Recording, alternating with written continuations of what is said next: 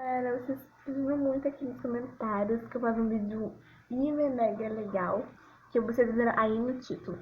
Eu vou perguntar pra minha mãe o dia todo, porque assim eu espia todo dia, tipo, eu me espia no quarto, que vocês precisam comigo, tá?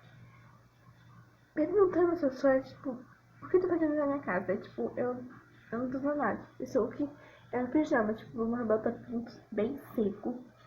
Que eu tô aqui na casa, tô dormindo aqui, agora são 29, 54 e eu vou dormir.